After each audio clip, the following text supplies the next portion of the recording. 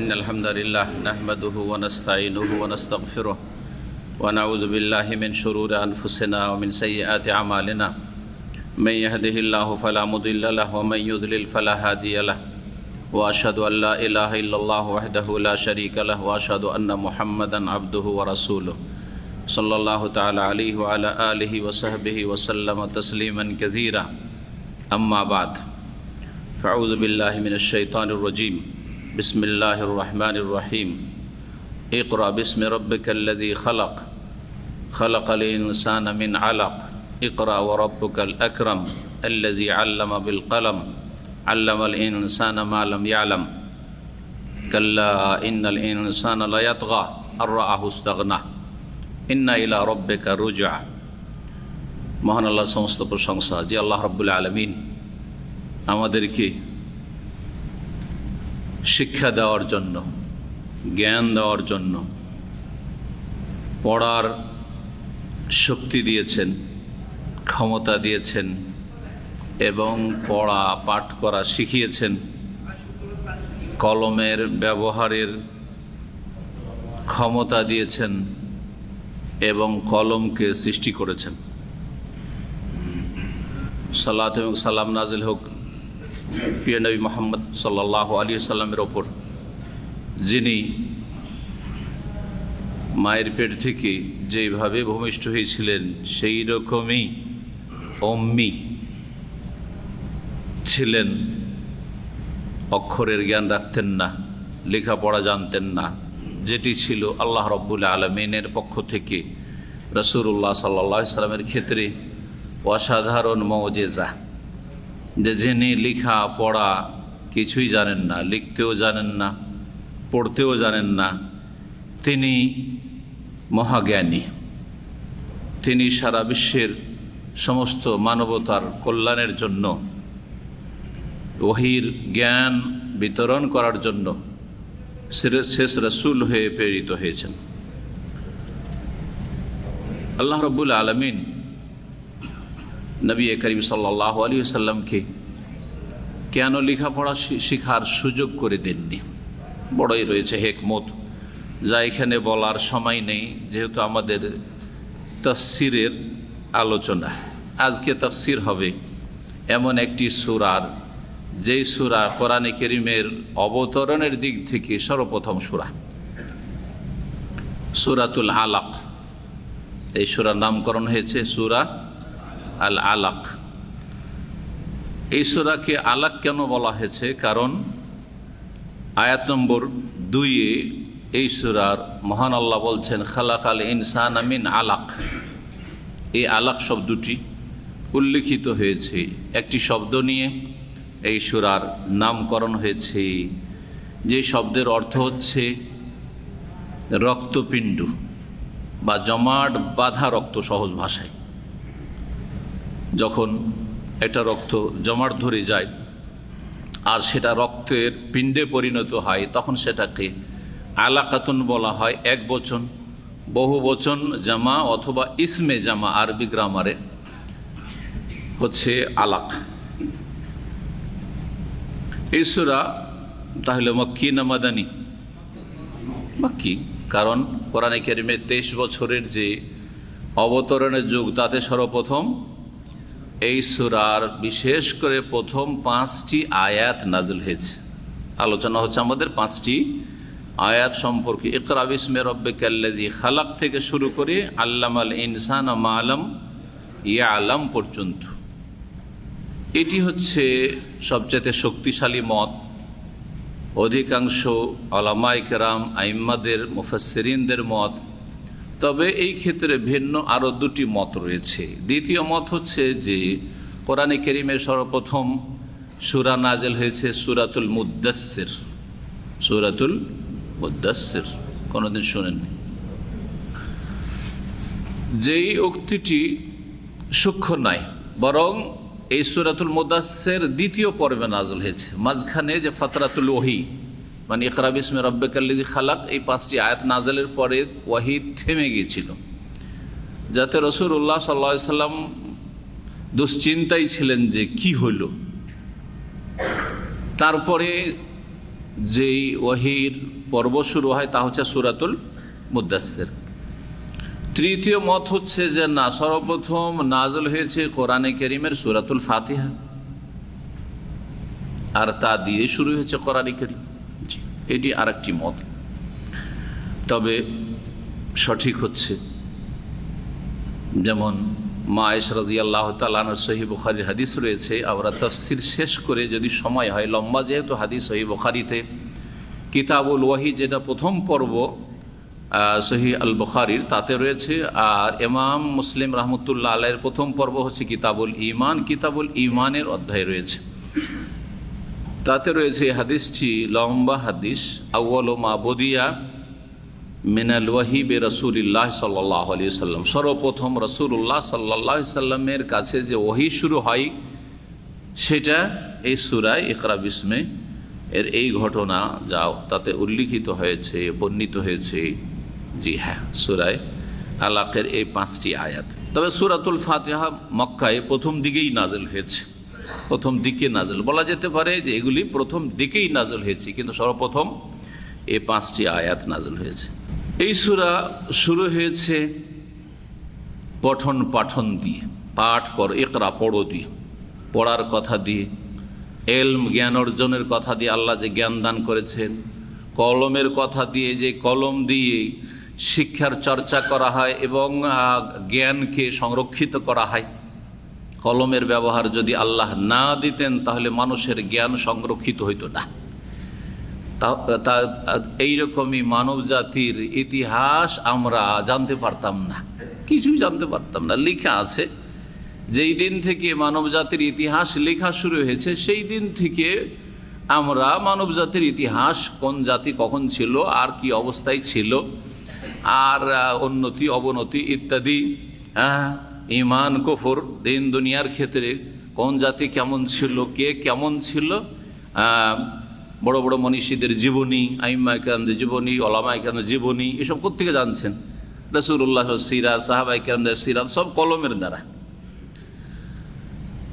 বর্তমান যুগটি খানিকটা ভিন্ন, যে কলমের সাথে সাথে আলহামদুলিল্লাহ কথাও সংরক্ষিত হচ্ছে, কিন্তু আজকে থেকে 50-100 বছর পিছিয়ে চলে যান তাহলে দেখবেন যে কথা হাওয়াতে বাতাসে উড়ে যেত, কথার কোনো সংরক্ষণ হেফাজতের ব্যবস্থা ছিল না, কোনো ব্যবস্থা ছিল না। কত মূল্যবান কথা রাসূলুল্লাহ সাল্লাল্লাহু আলাইহি ওয়াসাল্লাম বলেছেন, সাহাবায়ে কেরামরা বলেছেন, খোলাফা রাশিদরা বলেছেন, ইমাম আবু হানিফা, শাফি, মালিক, আহমদ রাহিমাহুমুল্লাহ জামিয়ান, আইম্মায়ে মুহাদ্দিসিন, ইমাম বুখারী, মুসলিম কত কথা বলেছেন এবং শিখিয়েছেন, সব বাতাসে চলে গেছে, তাই না? সংরক্ষিত নেই সেসব কথাগুলি, কথার আকারে সংরক্ষিত নেই। লিখাতে যা লিখে গেছেন তারা, আমাদের কাছে যা পৌঁছেছে তা দিয়ে আমরা উপকৃত হচ্ছি। কত উপকৃত লিখনি দিয়ে মানব জাতি হচ্ছে, চিন্তা করুন। দিন দুনিয়ার ক্ষেত্রে, দিনের ক্ষেত্রে আমরা মুসলিমের প্রথম, দিনের ক্ষেত্রে, ইসলাম চর্চার ক্ষেত্রে, দুনিয়ার ক্ষেত্রে, জি হ্যাঁ, সায়েন্স টেকনোলজি আগের লেখাগুলির উপর নির্ভরশীল, মেডিকেল সায়েন্স আগের লিখনিগুলির উপর নির্ভরশীল, জি হ্যাঁ, ইবনে সিনা, ফারাবি আর সব, জি হ্যাঁ, জি। তো আল্লাহ রাব্বুল আলামিন এই জন্য কলমের কথা উল্লেখ করেছেন। তাহলে শুরু হয়েছে এই বিষয়বস্তুগুলি দিয়ে, যেগুলি দিয়ে মানুষ এলমকে, জ্ঞানকে সংরক্ষিত করতে পারে এবং জ্ঞান চর্চা করতে পারে, জ্ঞান চর্চা করতে পারে। পড়ার মাধ্যমে জ্ঞান চর্চা হয়, জি হ্যাঁ, একটা পড়ার তরিকা। আর একটা হচ্ছে মানুষ স্মৃতিতে ধরে রেখে এলম হাসিল করে, কিন্তু স্মৃতিতে যে এলমটা, যে জ্ঞানটা ধরে রাখা হয় সেটা মানুষের মৃত্যুর সাথে, তার সাথে সাথে বিদায় হয়ে যায়, সেটা কেউ ভাগ বন্টন করে নিতে পারে না। সুবহানাল্লাহ, আল্লাহ যদি এই ক্ষমতা দিতেন তো বড় বড় যারা জ্ঞানী গুণী দিনের ক্ষেত্রে, দুনিয়ার ক্ষেত্রে, তাদের জ্ঞানগুলি যে এই স্মৃতিতে ছিল, মস্তিষ্কে ছিল, ছেলে মেয়েদেরকে দিয়ে যেতেন আর তারা ধন্য হয়ে যেত। ধন সম্পদের যেমন ওয়ারিস হয় তেমন ওয়ারিস হয়ে যেত, কথা ঠিক কিনা? কিন্তু আল্লাহ ওই ব্যবস্থা দেননি। সবাইকে মেহনত করে আলেম হইতে হবে, বিদ্বান হইতে হবে, জ্ঞানী হইতে হবে, মহাপুরুষ হইতে হবে। কথার দ্বারা যেসব কথা শিখা হচ্ছে, শিখানো হচ্ছে, সেগুলি কিছুটা সংরক্ষিত হচ্ছে। আর এখন মানুষ এত ব্যস্ত জীবন যাপন করছে যে পড়ার সময় নেই বললেই চলে। বরং বর্তমান অবস্থা হচ্ছে যে শোনার লম্বা সময় নেই। 4 মিনিটের বেশি, বর্তমান আজকালকার স্টাডি বলছি, 4 মিনিটের বেশি ধৈর্য ধরে কোনো মানুষ একটা গুরুত্বপূর্ণ আলোচনা শুনবে, এমনকি দিনের আলোচনা, এইরকম লোক শতকরা 1 জন পাওয়া মুশকিল।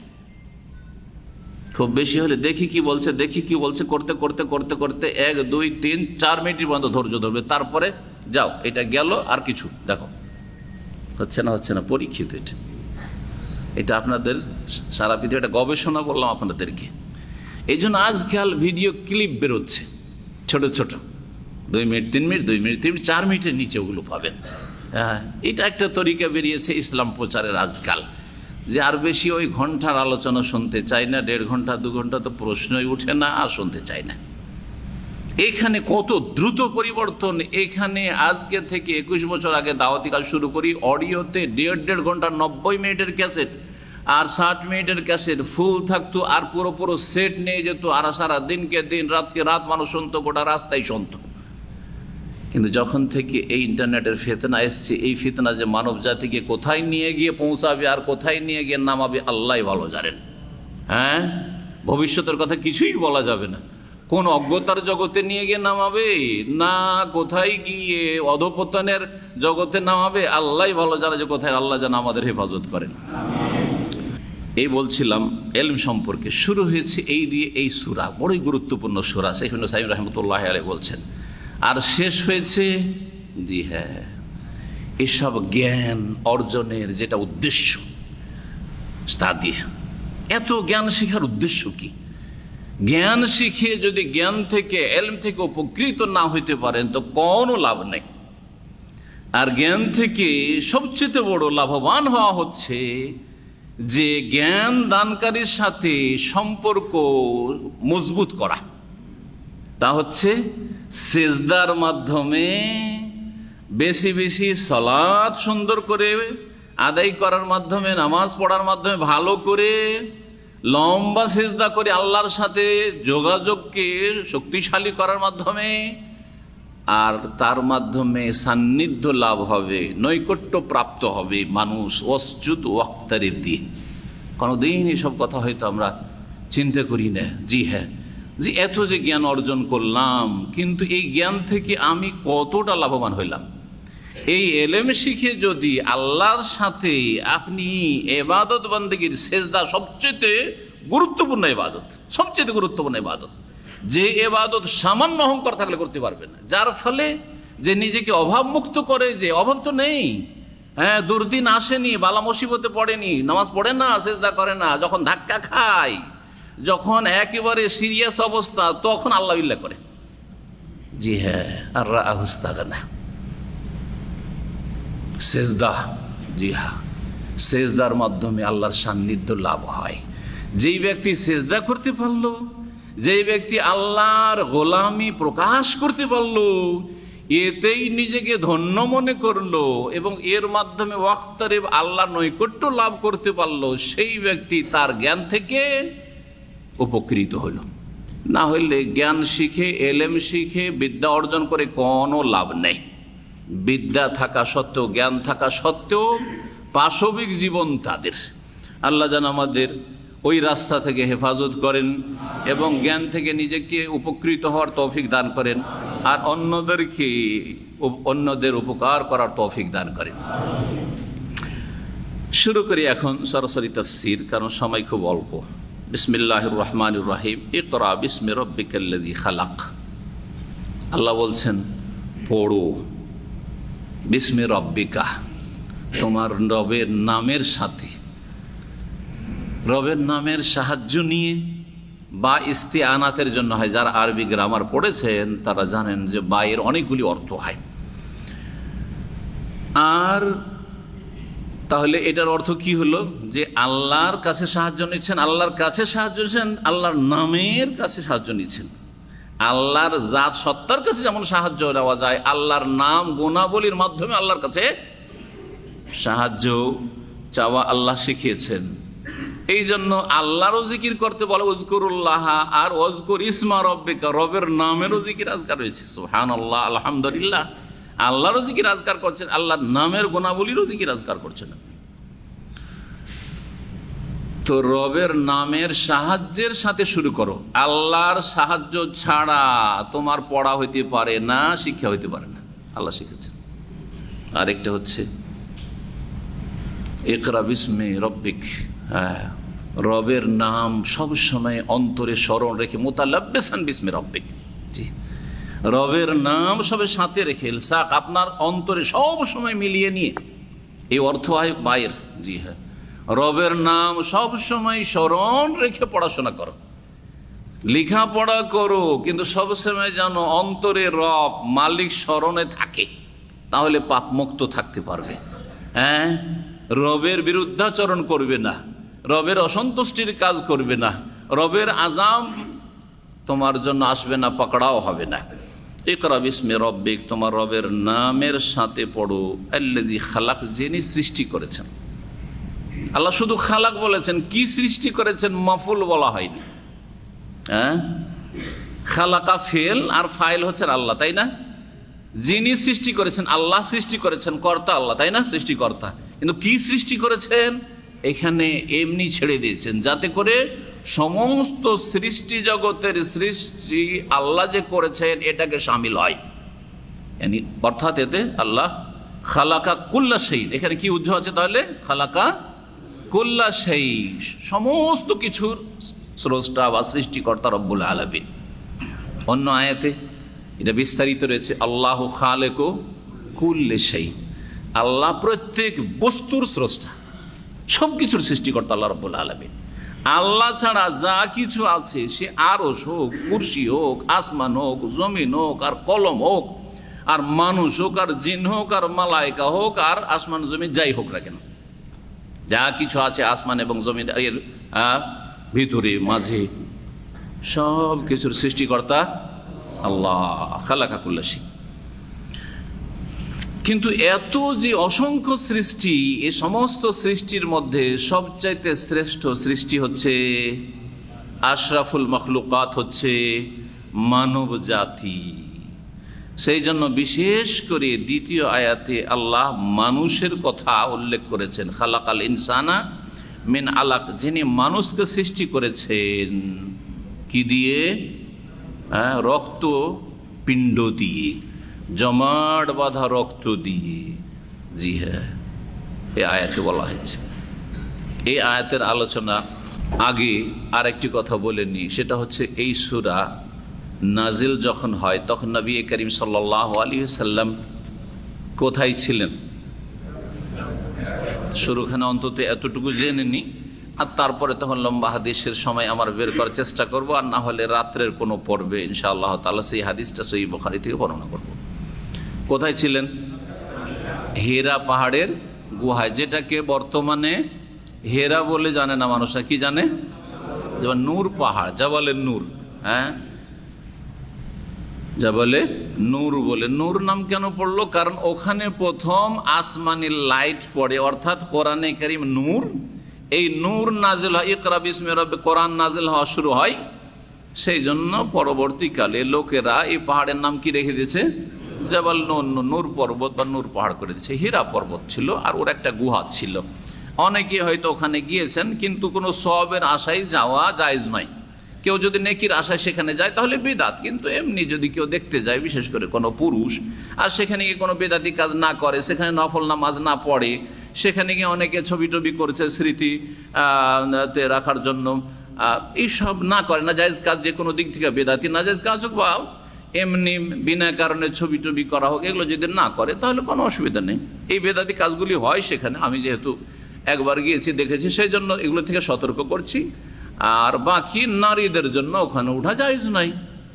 হ্যাঁ, কেন নারীরা কষ্ট করে 1 ঘন্টা 1.5 ঘন্টা ওখানে উঠতে যাবে? হ্যাঁ, কোন বা সওয়াবের কাজ আছে? পুরুষদের জন্য কোনো সওয়াবের কাজ নেই সেখানে। নবী করিম সাল্লাল্লাহু আলাইহি সাল্লাম সেই দিন যে আয়াতগুলি পেলেন, তারপরে কোনো একদিনও হীরা পাহাড়ের গুহায় আর যাননি। যদি সওয়াবের কাজ হইতো বা সেটা শরীয়তের একটা অংশ হইতো তাহলে মাঝে মধ্যে যেতেন, ওখানে ইবাদত বন্দেগী করতেন, ওখানে ইতিকাফ করতেন, ওখানে দোয়া জিকির করতেন। করেছেন? সুতরাং বিদআত যখন থেকে শরীয়ত আসা শুরু হয়েছে তারপরে আর জানি রাসূলুল্লাহ সাল্লাল্লাহু আলাইহি ওয়াসাল্লাম।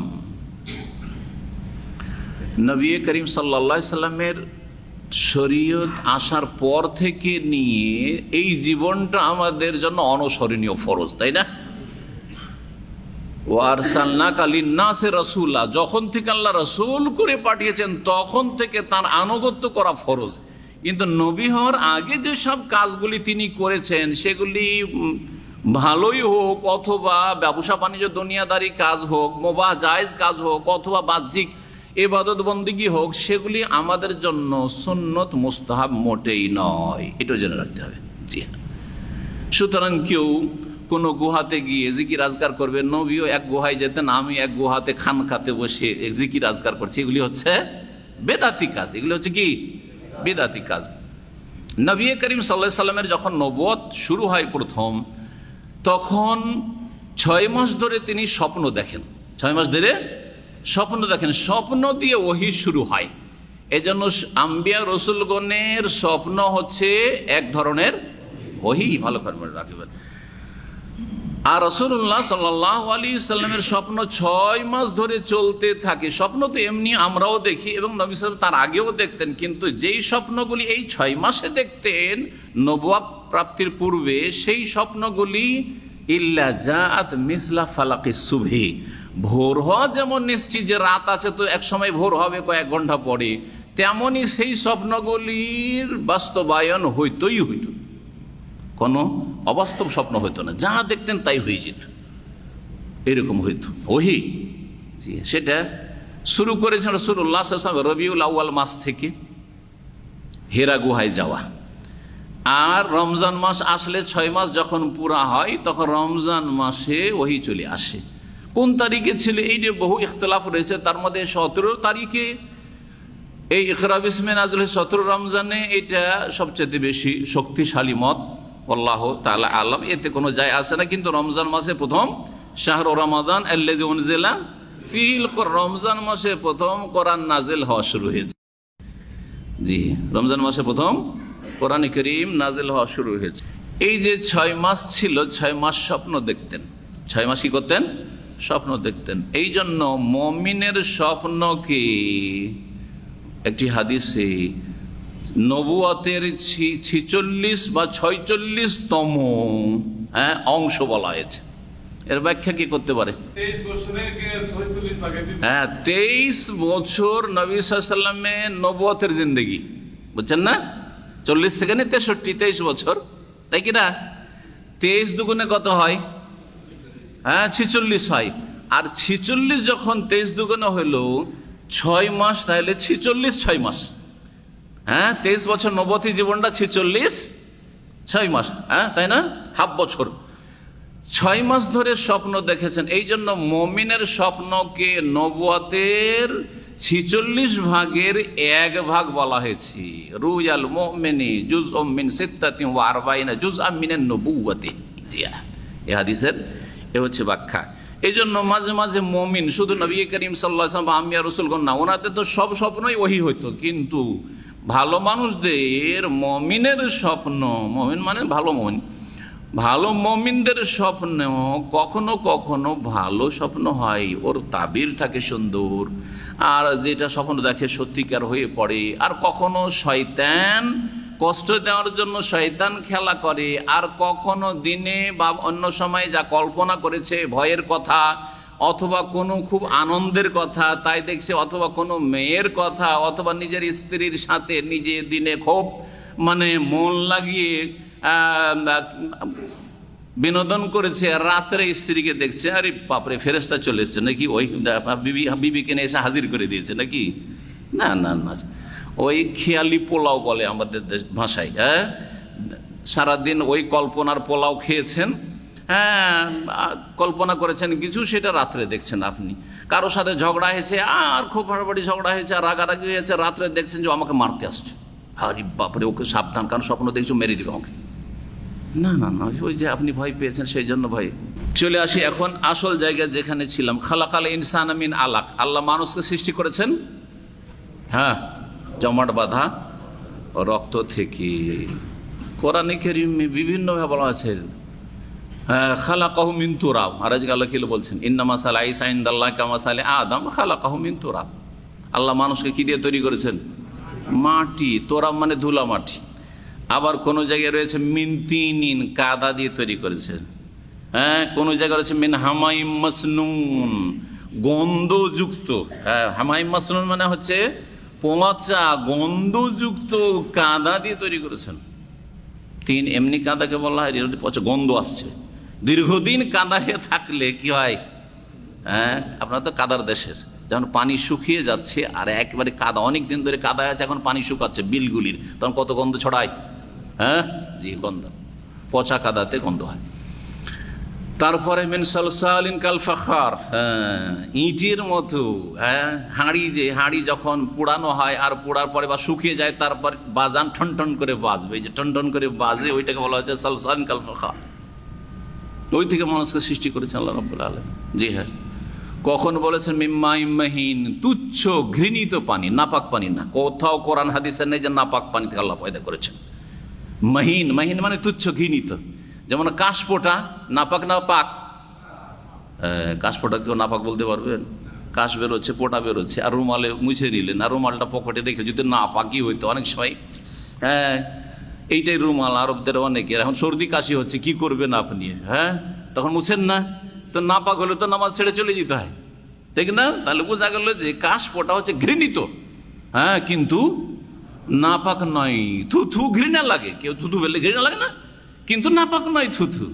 জি হ্যাঁ, না হলে গিলতেন না, কত যে গিলছি আর আমরা কথা বলছি। আর ওই রকমই হচ্ছে নুতফা, শুক্রবিন্দু, বীর্য কি মহিন, তুচ্ছ ঘৃণিত পানি। আবার কোথাও বলেছেন মিমাইন দাফেক, যেটা লাফ দিয়ে সবেগে স্খলিত হয় পানি, লাফ দিয়ে জাম্পিং করে যে পানি বের হয়, নির্গত হয়, সেটা দিয়ে আল্লাহ মানুষকে সৃষ্টি করেছেন। জি, কোন জায়গায় আলাক, হ্যাঁ, কোন জায়গায় মিনুৎফা, শুক্রবিন্দু দিয়ে, কোন জায়গায় মুজগা, একটা স্তর কথা বলছে মুজগা মানে হ্যাঁ গোস্তপিণ্ড। দেখেন, আলাকা হচ্ছে রক্তপিণ্ড আর মুজগা হচ্ছে গোস্তের পিণ্ড। তাহলে এই যে এতগুলি কথা কোরআনে কারীম আছে, তো বিরোধ আছে নাকি? আল্লাহ কত রকম কথা বলছে রে। একবার বলছে মানুষকে মাটি দিয়ে তৈরি করেছি, একবার বলছে কাদা দিয়ে তৈরি করেছি, একবার পচা সরা কাদা দিয়ে, একবার বলছে ইট ঠিকরে বুঝেন কি না জানি না, ইট যেটা ঠন ঠন করে বাজে, অথবা হাঁড়িগুলো যে বাজে সেটা। আর তারপরে আপনার কখনো বলছেন যে পানি দিয়ে, কখনো হ্যাঁ আর কিছু দিয়ে, কখনো আপনার জমাট বাঁধা রক্ত। কেমন কথা এগুলির সমন্বয় কি? দ্বন্দ্ব আছে না সমন্বয় আছে? সমন্বয় কি হইতে পারে? সহজ ভাষায় শোনেন, আল্লাহ রাব্বুল আলামিন মানব জাতির সৃষ্টির বিভিন্ন স্তর আর বিভিন্ন স্তর আর বিভিন্ন অবস্থাগুলি বর্ণনা করেছেন। বিভিন্ন স্তর আর বিভিন্ন অবস্থাগুলি বর্ণনা করেছেন। আদম আলাইহিস সালামকে নেন, তো আদম আলাইহিস সালামের সৃষ্টির উপর বিভিন্ন স্তর ছিল, বিভিন্ন অবস্থা।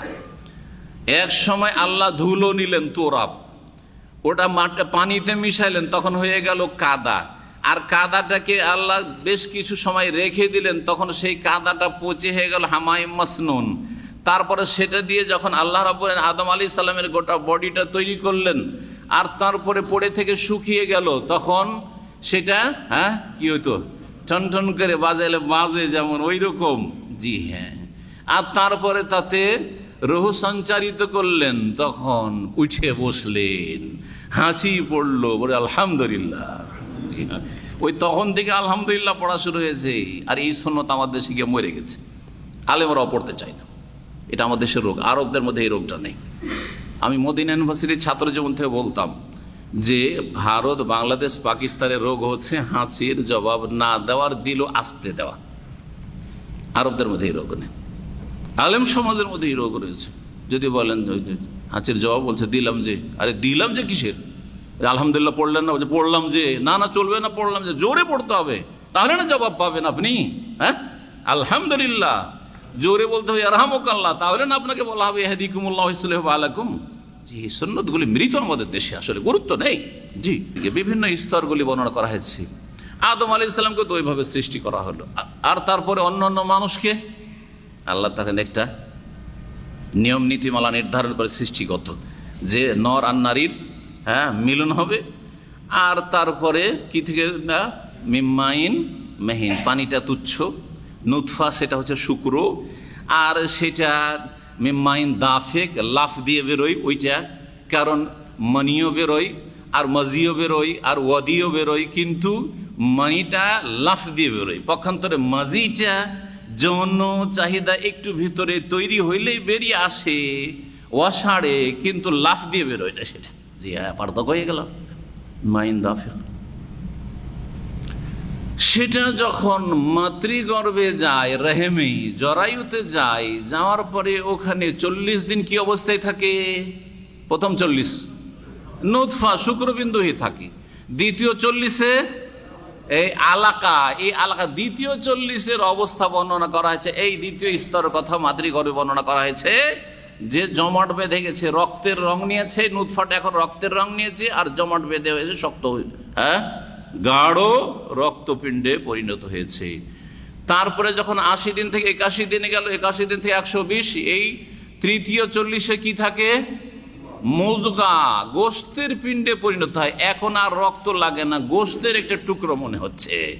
আর তারপরে তখন 120 দিন, 340, 120 দিন যখন হয়ে গেল, তখন তাতে আল্লাহ রূপ দেন, হাত পা মাথা অঙ্গ প্রত্যঙ্গ ধীরে ধীরে বৃদ্ধি পেতে থাকে। আর কি করা হয়? ফায়ুমারু বিআরবা'i কালিমাত, চারটি কথার জন্য ফেরেশতাকে নির্দেশ করা হয় এইসব লিখার জন্য, যেটা হচ্ছে তাকদির উমরি। তাকদিরের আলোচনাগুলিতে বিস্তারিত বলেছি, সারা জীবনে তার তাকদির ওই সময় লেখা হয়। আর তারপরে কি করা হয়? রূহ দিয়ে দেওয়া হয়। 120 দিন মানে কয় মাস? 4 মাসের হইলে রূহ তাতে ফুঁকে দেওয়া হয়, সঞ্চারিত করা হয়। তখন থেকে একজন জীবন্ত মানুষের মতো, জীবন্ত মানুষ চলাফেরা করছে। কেউ যদি খুন করে যত গোনা, মায়ের পেট থেকে যদি বাচ্চা নষ্ট করে, অ্যাবর্শন করে 120 দিনের পরে থেকে যে কোনো সময়, তাহলে ওই রকমই সেই ব্যক্তি কাতেলেন নাফস, মানুষ হত্যাকারী।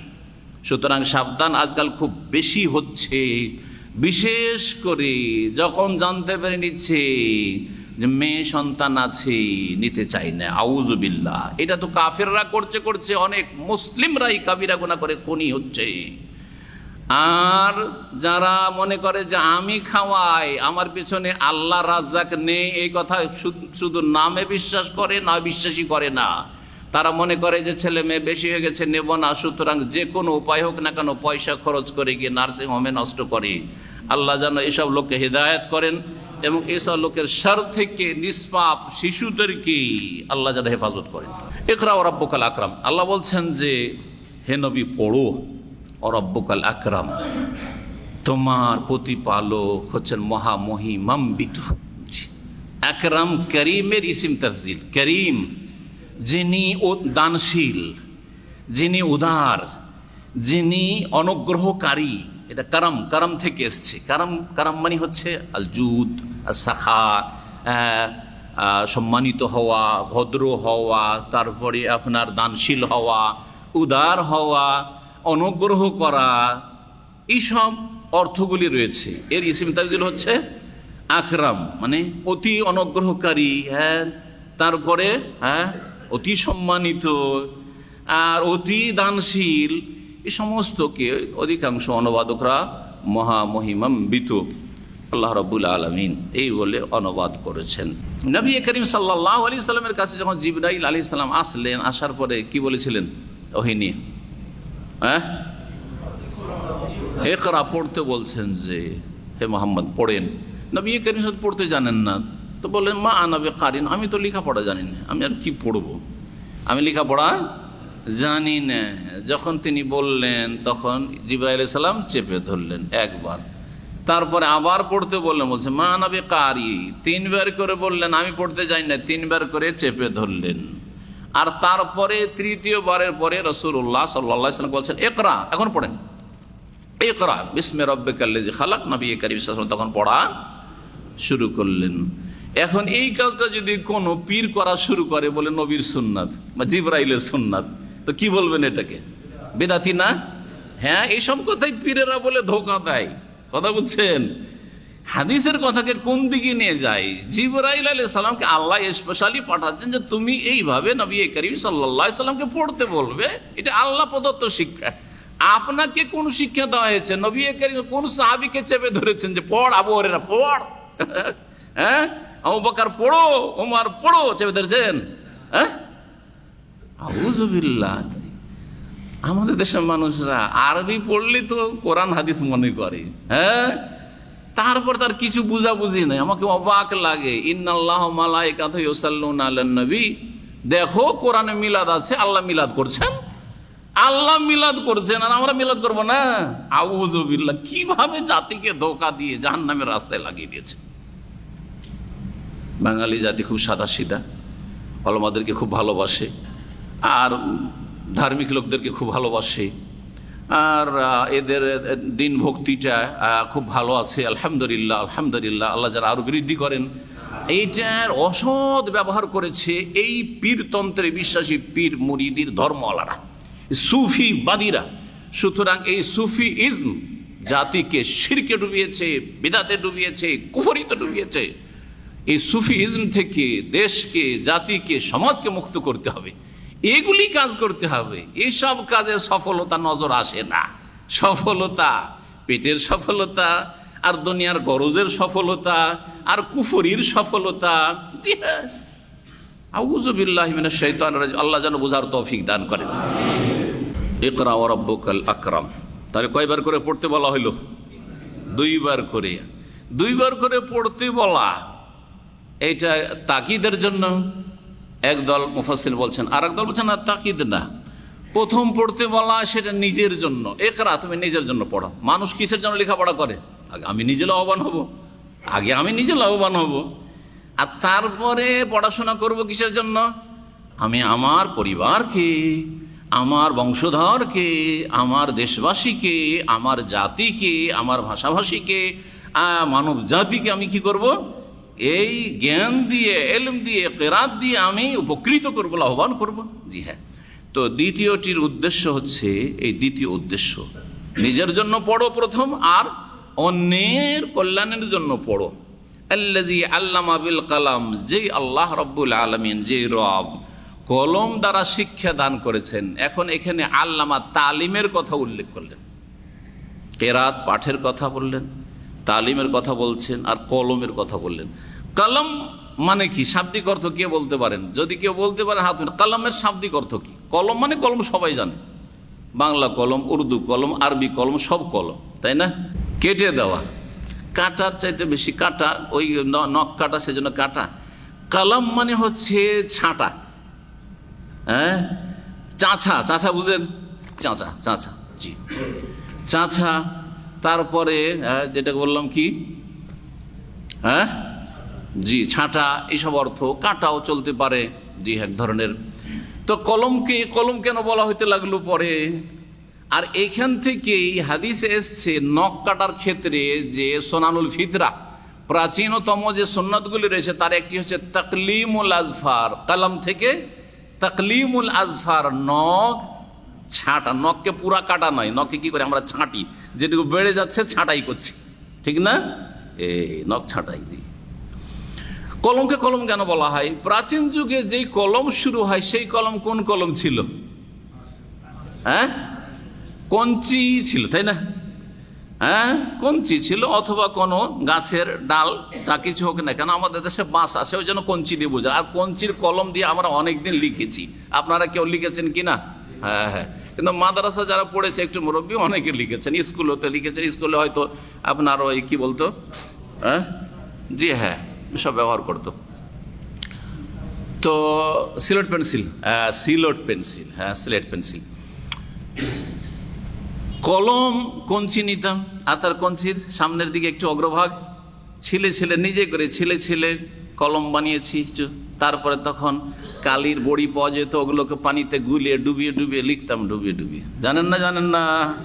শোনেন, যারা জানেন না তারা শোনেন। তো এই যে কঞ্চি বা কোনো একটা খড়ি ছিলতে হয়, চাঁচতে হয়, আর তারপরে কলম বানাইতে হয়, এটা দিয়ে শুরু হয়েছে কলমের ইতিহাস। সেই জন্য কলমকে কি বলা হয়? কালাম বলা হয়। আল্লামা তারপরে বলছে আল্লাযী আল্লামা বিল কলম, কলম দ্বারা আল্লাহ শিখিয়েছেন। একটু আগে গুরুত্ব বললাম যে কলম দ্বারা আল্লাহ কত বেশি শিখিয়েছেন। এই কলম দিয়ে যদি কোরআনে কারীম দেখেন, কোরআনে আসমানি যতগুলি কিতাব কলম দিয়ে হেফাজত করা হয়েছে, তাই না?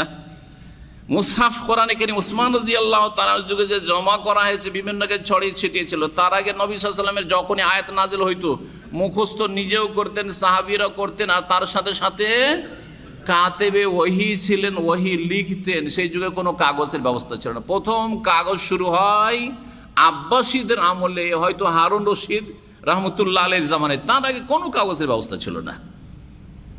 তো বনু উমাইয়ার 132 হিজরি পর্যন্ত কোনো কাগজের ব্যবস্থা ছিল না। তারপরে খলিফা মানসুর, যে হারুন রশিদের পিতা, তার যুগও ছিল না। পরবর্তীকালে কাগজের ব্যবস্থা হয়, যেই রকমই কাগজ হোক না কেন। তার আগে গাছের বাকলে লিখা হইতো, না হলে পাথরে লিখা হইতো, না হলে চামড়ায়, শুকনো চামড়ায় লিখা হইতো। এইভাবে সুরক্ষিত করা হইতো।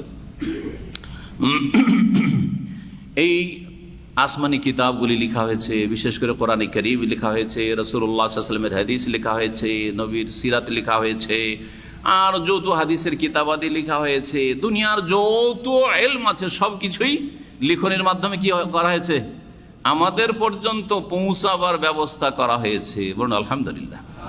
এই কলম যে কত গুরুত্বপূর্ণ ভূমিকা রাখে মানুষের জ্ঞান চর্চার ক্ষেত্রে। আল্লামাল ইনসানা মা লাম ইয়ালাম, মানব জাতিকে আল্লাহ শিখিয়েছেন এমন সমস্ত কিছু যা মানুষ ইতিপূর্বে জানতো না। দেখেন, মায়ের পেট থেকে যেদিন মানুষ আসে সেদিন কিছু জানতো? কিছু জানতো না, একমাত্র একজন ছাড়া, তাই না? জানেন না? একমাত্র একজন কিন্তু মায়ের পেট থেকে জানতো। ওর নাম কি? কে বলতে পারে? হাত তুলে। হ্যাঁ, বিশ্বাস করে বলতে হবে, শুধু বিশ্বাস। কারো যদি বিশ্বাস থাকে তো একজন হাত ওঠান। মানব জাতির মধ্যে আদমও প্রথম কিছু জানতেন না, আর মুহাম্মদ রাসূলুল্লাহ মায়ের পেট থেকে ভূমিষ্ঠ হন তখনও জানতেন না, ঈসা আলাইহিস সালাম মায়ের পেট থেকে ভূমিষ্ঠ হন কিছু জানতেন না। কিন্তু একজন লোক আছে যিনি মায়ের পেট থেকে কিন্তু 17 পারা কোরআন না 18 পারা কোরআন মুখস্থ করে এসেছিলেন। কে? আরে বাংলাদেশের এক টিভিতে বর্ণনা করছে, বলছে যে আউযুবিল্লাহ, বর্ণনা করছে কয়েক বছর আগের কথা। বলছে যে দেখ, মায়ের তাসির শিশুর ওপর পড়ে, হ্যাঁ, গর্ভে যে শিশু আছে তার উপর পড়ে। যেহেতু আব্দুল কাদের জিলানী মায়ের 18 পারা কোরআন মুখস্থ ছিল, সেই জন্য পেট থেকে ও মায়ের ওইটা ভাগে পেয়ে গেছে। আর তারপরে যখনই ভূমিষ্ঠ হয়েছে অলরেডি 18 পারা মুখস্থ। আউযুবিল্লাহ। এই যদি ইসলামিক টিভির দশা হয়, তাহলে এই ইসলাম আল্লাহ যেন না শিখায় আপনাদেরকে। এই গুমরাহির ইসলাম যেন না শিখায়, আল্লাহ যেন হেফাজত করে। বোঝা গেছে? কারণ এই ইসলাম না শিখলে আপনার মেমোরিটা কি থাকবে? ক্লিন থাকবে। মেমোরি যদি ভাইরাস মুক্ত ক্লিন থাকে, তাহলে সহি কথা যদি কোথাও ঢোকার সুযোগ হয় তাহলে পট করে ঢুকে যাবে। কথা বোঝা গেছে? আর আগে থেকে ভাইরাস ঢুকেছে। আরে এত বড় বড় হুজুরদের কাছ থেকে শুনে আসলাম যে বড় পীর সাহেব 18 পারা কোরআন মুখস্থ, আর কি বলে রে, কি বলে রে, এর কথা শোনা যাবে না, ঠিক না? ওই যে ভাইরাস এফেক্টেড। জি হ্যাঁ। অথচ আল্লাহ কোরআনে কারীমে ইরশাদ করছেন, ওয়াল্লাহু আখরাজাকুম মিন বুতুনি উম্মাহাতিকুম, আল্লাহ তোমাদেরকে মাতৃগর্ভ থেকে, মায়ের পেট থেকে বের করেছেন। আল্লাহ বলছেন বের করেছেন। লা তা'লামুনা শাইআ, যখন তোমরা কিছুই জানতে না, শাইআন সামান্য কিছু জানতে না, কিছুই জানতে না। তারপরে আল্লাহ রাব্বুল আলামিন আল্লাহ সামা দিলেন, বাসার দিলেন, দেখার সুযোগ ক্ষমতা দিলেন, শোনার ক্ষমতা দিলেন। আর তারপরে তখন সুবহানাল্লাহ, মানুষ কত কি শিখে আর শিখতে পারে, কত ক্ষমতা আল্লাহ দিয়েছেন। আল্লাহ ইনসানা মা লাম ইয়ালাম, তাহলে সমস্ত মানুষ সম্পর্কে বলা হয়েছে একটি তাফসীর। দ্বিতীয় তাফসীর হচ্ছে যে বিশেষভাবে আদম আলাইহিস সালাম সম্পর্কে এই কথাটি বলা হয়েছে। আল্লামাল ইনসান মানে প্রথম ইনসান, বিশেষ মানুষ। বিশেষ মানুষ কে? প্রথম মানুষ আদম আলাইহিস সালামকে আল্লাহ শিখালেন মা লাম ইয়ালাম, যা আদম আলাইহিস সালাম জানতেন না। তাহলে এই তাফসীরে ইঙ্গিত করা হয়েছে সূরা বাকারার ওই ঘটনার দিকে, যা পড়ে দেখবেন আদম আলাইহিস সালামের ঘটনাই। হ্যাঁ, আদম আলাইহিস সালামকে সেজদা করার জন্য আল্লাহ, হ্যাঁ বলেন কাকে? ফেরেশতারাকে। ওই সময় আল্লাহ আদম আলাইহিস সালামকে যে শ্রেষ্ঠত্ব দিয়েছেন সেজদা করতে হবে ফেরেশতাদেরকে, তো তার মধ্যে তো একটা কোনো বৈশিষ্ট্য থাকতে হবে, যেই বৈশিষ্ট্যের ভিত্তিতে সম্মানিত তিনি ফেরেশতাদের চাইতেও। কি বৈশিষ্ট্য সেটা? কি বৈশিষ্ট্য কে বলতে পারেন? কিসের ভিত্তিতে? এলমের ভিত্তিতে। আদম আলাইহিস সালামের কাছে এমন এমন এলেম আছে যা তোমাদের কাছে ফেরেশতারা নাই, জিবরাইল মিকাইল তোমরা জানো না। ওয়াল্লামা আদম আল আসমা কুল্লাহ, আল্লাহ আদম আলাইহিস সালামকে সমস্ত কিছু যা চারপাশে হয় বা যা প্রয়োজন হয় সব নামগুলি শিখিয়ে দিলেন, সব শিখিয়ে দিলেন। এই গাছের নাম এই, এই ফলের নাম এই, এই ফুলের নাম এই, এই রঙের নাম এই। আরে আজকাল নয়, আমরা বংশ পরম্পরা ধীরে ধীরে ধীরে ধীরে শিখে নিয়েছি কোনটার নাম কি। হ্যাঁ, কোনটা রুমাল বলে আর কোনটা জুব্বা বলে, কোনটা পায়জামা বলে, কোনো মাদ্রাসায় গিয়ে শিখতে হয়েছে? অটোমেটিক শিখে ফেলেছেন। কিন্তু আদম আলাইহিস সালামকে তো সবই শিখাইতে হয়েছে, ঠিক না? তো সব শিখিয়ে দিলেন। তারপরে ফেরেশতাদেরকে পরীক্ষা করলেন যে দেখো তোমাদের চাইতে শ্রেষ্ঠ যে আদম, আর তাকে সেজদা করতে বলছি যুক্তিসঙ্গত সেটা। আম্বিউনি ফাকাল আম্বিউনি বিআসমাই হাউলা ইন কুনতুম সাদিকিন, তোমরা যে আদমকে সৃষ্টি করতে, মানুষকে সৃষ্টি করতে নিষেধ করছিলে, তোমরা যদি তোমাদের কথায় সত্যবাদী হও তাহলে বলো তো এগুলোর নাম বলো তো। আরে ফেরেশতারা কেউ জানে না যে ওগুলোর নাম কি, ফুলের নাম কি, রঙের নাম কি, আর ফলের নাম কি, কিছুই জানেন না তারা। আল্লাহ শিখাননি তাদেরকে। তাহলে এলেম দিয়ে আল্লাহ রাব্বুল আলামিন আদম আলাইহিস সালামকে মানব জাতি কি করেছেন? স্বতন্ত্র করেছেন এবং সম্মানিত করেছেন। এই বৈশিষ্ট্য আল্লাহ মানুষকে দিয়েছেন। তাই বলছেন আল্লাহ আল ইনসান, ইনসান বলে প্রথম মানুষও হইতে পারে এক তাফসীর, দ্বিতীয় তাফসীর যে কোনো মানুষকে আল্লাহ এমন কিছু শিখিয়েছেন সুবহানাল্লাহ যা জানতো না, এখনো শিখতে আছে। প্রতিদিন কিছু না কিছু নতুন কিছু অ্যাড হচ্ছে না? যারা শিক্ষা চর্চা করে, জ্ঞান চর্চা করে, তাদের প্রতিদিন বাড়তে আছে কিছু না কিছু নলেজ। সুবহানাল্লাহ, এতদিন জানতাম না রে, আজকে জানলাম। জি কাল্লা, এখন এখান থেকে অন্য প্রসঙ্গ শুরু হচ্ছে। মানুষের প্রকৃতি, মানুষের স্বভাব হচ্ছে সীমালঙ্ঘন করা। কখন সীমালঙ্ঘন করি? যখন মানুষ দেখে যে আমি অমুখাপেক্ষী, আমি কারো ধার ধারি না, সবার ছাড়া আমার একাই চলবে। জি হ্যাঁ, যখন নিজেকে অভাবমুক্ত করে যে আমার কোনো অভাব নেই, পেটে যদি ভালো দানা থাকে ব্যাস, তখন কি হয়ে যায়? সীমালঙ্ঘন করে। আর তখন আল্লাহ মনে পড়ে না, আখেরাত মনে পড়ে না। অনেক টাকা পয়সা যখন হয়ে যায়, যখন ক্ষমতা গদি হাতে থাকে, তখন সীমালঙ্ঘন বাড়াবাড়ি করে, কারণ তখন আর কারো মুখাপেক্ষী না আছি, আমার হাতে সব কিছু। জি হ্যাঁ, যখন মানুষ সুস্থ থাকে তখন কোনোদিন যে অসুস্থ হতে পারে, বিছানা ধরে নিতে পারে, অসহায় হয়ে যেতে পারে, অচল হয়ে যেতে পারে, এইসব কল্পনা তো থাকে না। সীমালঙ্ঘন তখন বাড়াবাড়ি করা শুরু করে। বেশি সুস্থ থাকলে তখন বিভিন্ন পাপে লিপ্ত হয়ে যায়। কেউ জেনায়, কেউ মদে, কেউ আর বিভিন্ন হারামে, কেউ জুলুম অত্যাচারে, কেউ খুন করায়, কেউ কেউ চুরি ডাকাতিতে, কেউ সুদ খাওয়ায়, কেউ ঘুষ খাওয়ায় শুরু করে। যে মানুষের স্বভাবিক বলছেন যে কশ্চিন কালেও না, মানে এটা হওয়া উচিত নয়। এটা একটা যদি কাল্লা মানে কশ্চিন কালেও না করি। আর কাল্লার দ্বিতীয় অর্থ হয় হাক্কান, সত্যি, বাস্তব সত্য। এখানে হাক্কান করাটাই বেশি ভালো। বাস্তব সত্য যে ইন্নাল ইনসান লা ইয়াতগা, মানব জাতি সীমালঙ্ঘন করে, মানব জাতি নিশ্চিত বা অবশ্যই সীমালঙ্ঘন করে। কখন? আর রাহুস্তাগনা, যেহেতু নিজেকে দেখে যে সে অভাবমুক্ত হয়ে গেছে, স্বয়ং সম্পূর্ণ হয়ে গেছে বা অমুখাপেক্ষী হয়ে গেছে। সবগুলি ইস্তেগনার অর্থ, সবগুলি এই বাংলা হইতে পারে। এই জন্য সচ্ছলতা বড় নিয়ামত নয়।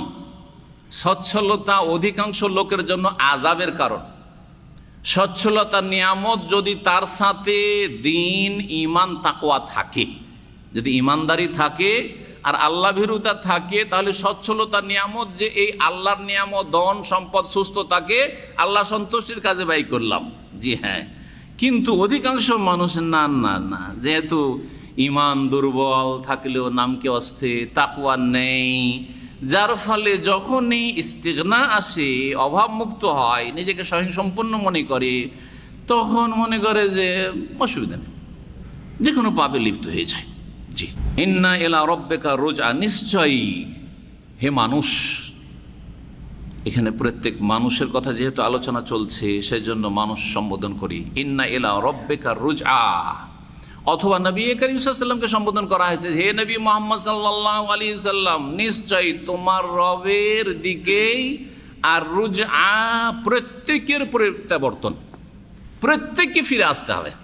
রুজআ রাজায়ার যেও থেকে ফওলার ওজনে, নিশ্চয় হে নবী মুহাম্মদ সাল্লাল্লাহু আলাইহি ওয়াসাল্লাম, হে মানুষ, তুমি বাড়াবাড়ি করছো, সীমা লঙ্ঘন করছো, পাপে ডুবে যাচ্ছ।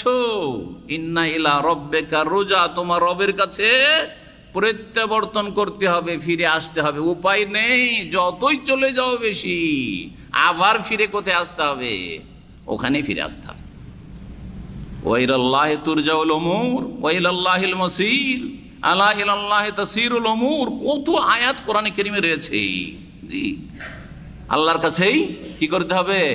ফিরে যেতে হবে। যতই লাগাম ঢিল পেয়ে চলে যান না কেন আপনি, যেদিকে ইচ্ছা সেদিকে, এক সময় আল্লাহর কাছে সবাইকে আসামির কাঠ ওড়ায় ফিরে আসতে হবে। সেখানে এসে হয়তো সুখী হবেন, ধন্য হবেন, যদি আপনি নিজেকে অভাবমুক্ত মনে করে সীমা লঙ্ঘন না করেন, আল্লাহ এবং আল্লাহর বান্দাদের হক নষ্ট না করেন, তাহলে আপনি ভাগ্যবান। আর যদি হক নষ্ট করে থাকেন, সীমা লঙ্ঘন করে থাকেন, তাহলে এতে রয়েছে ধমক, এতে রয়েছে শাসানি। জি, এতে চমকানো হয়েছে, দেখো রবের কাছে ফিরে আসতে হবে, সাবধান হয়ে যাও। এটাই শুধু অর্থ নয়, এই অর্থটা অধিকাংশ তাফসীরকাররা করেছেন, কিন্তু এতেই সীমিত করা ঠিক নয়। আপনাদেরকে একটা ব্যাপক দিগন্তে নিয়ে যাচ্ছি এই তাফসীরের ক্ষেত্রে। এই আয়াতটি শেখ বিন হোসেন রহমতুল্লাহ আলাইহি বলছেন যে এই আয়াতের তাফসীরে আম করা ভালো, মানে ব্যাপক অর্থ নেওয়াই ভালো। এটা একটা দিক, যে যাতে কি রয়েছে? ধমক রয়েছে। ধমকের সাথে সাথে আমি বলবো যে ধমকের সাথে সাথে প্রতিশ্রুতি রয়েছে, অর্থাৎ ভালো মানুষদেরকে এখানে ভালো কাজে উৎসাহিত করা হয়েছে। যখন একজন ভালো মানুষ ইয়াকিনের সাথে আমল করবে, তখন দ্বিধাগ্রস্ত হবে না, বাধাগ্রস্ত হইলেও দ্বিধাগ্রস্ত হবে না, পিছপা হবে না। যখন এই কথা মনে থাকবে যে আমি আল্লাহর কাছে একদিন ফিরে যাব, দুনিয়াতে জুলমের শিকার হইলে কি হবে, দুনিয়াতে আমার মূল্যায়ন না হলে কি বা হবে, দুনিয়াতে আমাকে যতই গাল দিক না কেন আর যতই আমার দুশ্মনী করুক না কেন, আল্লাহর কাছে একদিন ফিরে যাবো, এই সবগুলির বদলা পাবো, পাবো না পাবো না? তখন কাজে আগ্রহী হব কি হব না? হ্যাঁ, জি হ্যাঁ, কাজে আগ্রহী হব, ইবাদত বন্দেগীতে আগ্রহী হব, দাওয়াতের কাজে আগ্রহী হব, কারণ দাওয়াতের কাজ করছি, গাল খাচ্ছি। যদি আল্লাহর কাছে ফিরে গিয়ে কিছু পাবো এ কথা মগজে ভালো করে বসাইতে না পারি, তাহলে দরকার নেই, আদা খাবি, স্বাদ পাবি, যা জাহান্নামে। তোরা কি ভালো কথা বলতে গিয়ে কেন বা গাল খাবো, নিজের সংসার করি, কথা ঠিক কিনা? না না না, এতে ওয়াদও রয়েছে, ওয়াইদও রয়েছে। আল্লামার তাফসীর করতে বলছেন এতে আল্লাহর পক্ষ থেকে যেন উৎসাহিত করা হয়েছে ভালো মানুষদেরকে, ইন্না ইলা রাব্বিকা রুজআতে, আর শাসানি আর ধমকও দেওয়া হয়েছে অসৎ লোকদেরকে, পাপীদেরকে। আসল যে বলছিলাম যে ব্যাপক অর্থ করবো, ওইদিকে তো যাইনি। জি হ্যাঁ, ব্যাপক অর্থের আরেকটি দিক হচ্ছে শরীয়তের ক্ষেত্রে আল্লাহর দিকেই প্রত্যাবর্তন করতে হবে। সৃষ্টিগত দিক থেকে আল্লাহর কাছে সবার প্রত্যাবর্তন, সবাইকে আল্লাহর কাছে ফিরে যেতে হবে। আরো দুটো দিক তাহলে, হ্যাঁ, আরো দুটো দিক তাহলে। একটা দিক কি বললাম? শরীয়তের ক্ষেত্রে কোন দিকে ফিরে যেতে হবে? আল্লাহর দিকে ফিরে যেতে হবে। আল্লাহ বলছেন ওয়ামাখতালাফতুম মিন শাইইন ফাহুকমুহু ইলাল্লাহ, যতই তোমাদের ইখতিলাফ আর মতবিরোধ দ্বন্দ্ব হোক না কেন, মাসলা মাসাইল হোক আর দুনিয়ার ঝগড়া বিবাদ হোক, ফায়সালা কার কাছ থেকে নিতে হবে? ইলাল্লাহ, আল্লাহর দিকে ফিরে যেতে হবে। আল্লাহ কোরআনে কারীমে কি বলেছে, তার রাসূল কি বলেছেন সাল্লাল্লাহু আলাইহি ওয়াসাল্লাম, ফাইন তানাজাতু ফি শাইইন ফারুদ্দুহু ইলাল্লাহি ওয়া রাসূল, যদি কোনো ব্যাপারে মতবিরোধ হয়, ঝগড়া হয়, তাহলে কোন দিকে ফিরিয়ে দিবে? এই যে রুদ্দু, কোন দিকে ফিরিয়ে দিতে হবে? আল্লাহর দিকে এবং রসুলের দিকে। কোরআনে কারীমে দেখতে হবে, না হয় সমাধান দেখতে হবে রাসূলুল্লাহ সাল্লাল্লাহু আলাইহি ওয়াসাল্লামের হাদিসে দেখতে হবে। জি হ্যাঁ, তা ইন্না ইলা রাব্বিকা রুজা, যে কোনো সমস্যার সমাধানের ক্ষেত্রে নিশ্চয়ই তোমার রবের দিকেই প্রত্যাবর্তন করতে হবে। দেখলেন তাফসীর কোন দিকে গেল? শরীয়তি ব্যাপারে। সৃষ্টিগত ব্যাপারে একটু আগে বলছিলাম, ওইটা যেটা এখন ক্লিয়ার করে বলছি। সৃষ্টিগত ব্যাপারে যেদিকে যান না কেন আর যেখানেই বসবাস করেন না কেন, যেখানেই থাকেন না কেন, যেই অবস্থায় থাকেন না কেন, ভালো অবস্থায় থাকেন আর মন্দ অবস্থায় থাকেন, ভালো কাজ করেন আর মন্দ কাজ করেন, ইন্না ইলা রব্বিকা রুজা, রবের কাছে একদিন আল্লাহর সামনে হাজির হয়ে হিসাব দিতে হবে, হাজির হইতে হবে, বদলা পেতে হবে। ফেরাউনকে হাজির হইতে হয়েছে, আর মূসা আলাইহিস সালামও হাজির হবেন সেই দিন। জি, এ হচ্ছে মানব জাতির অবস্থা। তো আশা করি ছোট্ট আয়াত কিন্তু কত ব্যাপক অর্থ রয়েছে উপলব্ধি করতে পেরেছেন। তারপরে আল্লাহ বলছেন আরাআইতাল্লাযী ইয়ানহা আবদান ইযা সাল্লা। এখান থেকে আবু জাহলের কথা আল্লাহ রাব্বুল আলামিন বলছেন। এখানে আরাআইতাল্লাযী ইয়ানহা, নিষেধ যে করছিল সে হচ্ছে আবু জাহল, আর যেই বান্দা সালাত আদায় করছিলেন তিনি হচ্ছেন মুহাম্মদ রাসূলুল্লাহ সাল্লাল্লাহু আলাইহি ওয়াসাল্লাম। জি হ্যাঁ, এই আয়াতগুলি নাযিল হয়েছে তাহলে কার সম্পর্কে? আবু জাহল সম্পর্কে, যে চরম খারাপ আচরণ করেছিল রাসূলুল্লাহ সাল্লাল্লাহু আলাইহি ওয়াসাল্লামের সাথে। আয়াতের তরজমা তাফসীর করি আর তারপরে তখন ঘটনাগুলি বর্ণনা করব হাদিস থেকে। বলছেন আল্লাহ রাব্বুল আরাআইতা আল্লাযী ইয়ানহা আবদান ইযা সাল্লা, তুমি কি দেখেছো বা লক্ষ্য করেছো ওই ব্যক্তিকে যে নিষেধ করছিল এক বান্দাকে, যখন সেই বান্দা সালাত আদায় করছিল, সেই বান্দা যখন নামাজ পড়ছিল কাবার পাশে, তখন যেই ব্যক্তি নিষেধ করেছিল সেই ব্যক্তিকে কি তুমি লক্ষ্য করেছো? সেই ব্যক্তি সম্পর্কে কি জানো? সেই ব্যক্তি সম্পর্কে কি বলতে পারো? আর আইতা মানে তুমি কি দেখেছো, এটা হচ্ছে শাব্দিক অর্থ। অনেক আয়াতে এইভাবেই তাফসীর রয়েছে, কিন্তু অনেকগুলি আয়াত রয়েছে যেখানে আরবি একটা বাঁক ভঙ্গিমা, বলার তরিকা হচ্ছে আরাইতা বলে থাকে, হ্যাঁ আখবিরনি, আচ্ছা বলুন তো, আমরা বলি না, হ্যাঁ লক্ষ্য করেছেন কি? জি হ্যাঁ, আচ্ছা চিন্তা করুন তো বিষয়টি নিয়ে। এই ক্ষেত্রে এর জন্য আরাইতার মানে আরবি তাফসীরগুলি পড়লে দেখবেন আখবিরনি, আচ্ছা বলুন তো, আচ্ছা একটু চিন্তা করে বলুন তো। জি হ্যাঁ, এই অর্থগুলিও হয়ে থাকে। তো আল্লাহ বলছেন আরাআইতাল্লাযী ইয়ানহা আবদান ইযা সাল্লা, এই আবু জাহল নিষেধ করেছিল রাসূলুল্লাহ সাল্লাল্লাহু আলাইহি ওয়াসাল্লাম, এই মুহাম্মদ কাবার কাছে তুমি কিবলা মুখিয়ে নামাজ পড়বে না। জি, কিবলা মুখিয়ে কাবার কাছে তুমি নামাজ পড়তে পারবে না, সিজদা করবে, এই যে চারিদিকে দেবদেবী আছে ওই দেবদেবীকে সিজদা করো, লাত উজ্জাকে সিজদা করো। আরাআইতা ইন কানা আল হুদা, আচ্ছা বলুন তো যে ইন কানা আল হুদা, যেই ব্যক্তি সালাত আদায় করেছিলেন তিনি যদি হেদায়েতের ওপর প্রতিষ্ঠিত থাকেন, সঠিক পথের ওপর প্রতিষ্ঠিত থাকেন, আও আমারা বিত্তাকওয়া, অথবা তিনি আল্লাহ ভীরুতার নির্দেশ দান করেন। এটা কার গুণ? রাসূল সাল্লাল্লাহু আলাইহি সাল্লামের গুণ। তিনি নিজে হেদায়েতের উপর প্রতিষ্ঠিত এবং অন্যদেরকে কোনো খারাপ পরামর্শ দেন না, খারাপ রাস্তা দেখান না, আল্লাহ ভীরুতার রাস্তা দেখাচ্ছেন। আল্লাহকে ভয় করো, ইয়া আইয়ুহান নাস ইত্তাকুল্লাহ ইত্তাকু রাব্বাকুম, রবকে ভয় করো, পাপমুক্ত জীবন যাপন করো। জি, এই কথাই তো শেখাচ্ছিলেন। তো কোন অপরাধ হয়ে গেল যে তার সাথে এই দুর্ব্যবহার করছো, জুলুম অত্যাচার চালাচ্ছ? আল্লাহ বলছেন যে আচ্ছা বলো তো, যে যদি তিনি অর্থাৎ মুহাম্মদ সাল্লাল্লাহু আলাইহি ওয়াসাল্লাম হেদায়েতের প্রতিষ্ঠিত থাকেন এবং অথবা আমারা বিত্তাকওয়া, আল্লাহ ভীরুতা নির্দেশ দান করেন, তাহলে কি তার সাথে দুর্ব্যবহার হওয়া উচিত? হ্যাঁ, তার উপর অন্যায় করা উচিত, তার সম্পর্কে বাড়াবাড়ি করা উচিত? তিনি কি কোনো অপরাধ করেছেন?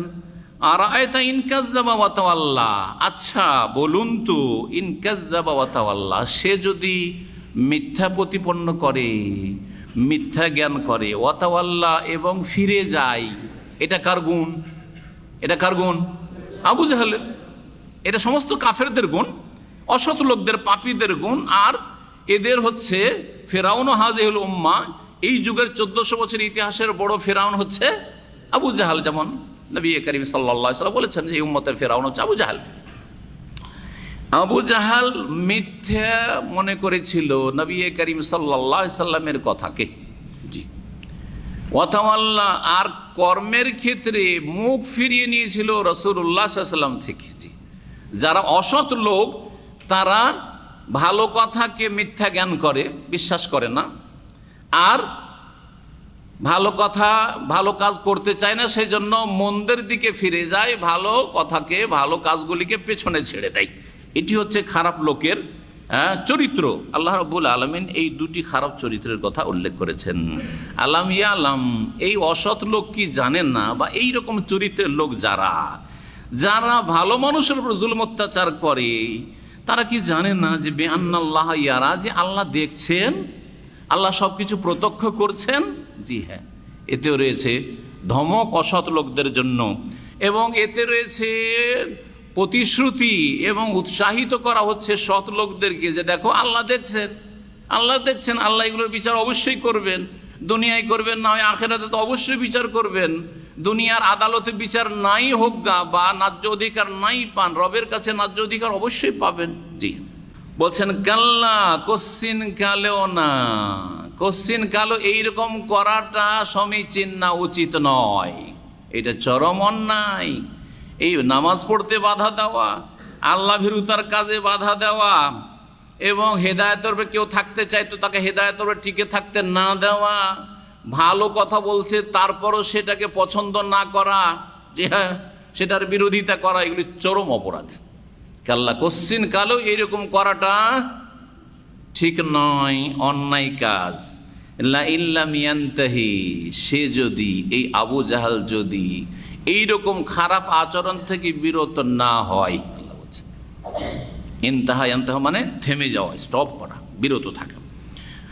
যদি সে বিরত না হয়, লানাসফাম বিন নাসিয়াহ, তাহলে অবশ্যই তার মাথার চুলের গুছো ধরে অথবা ঝুঁটি ধরে, ঝুঁটি বলেন না দাদা, দুটোই অর্থ করতে পারেন এখানে। নাসিয়া, নাসিয়া তো আসলে কপালকে বলা হয়।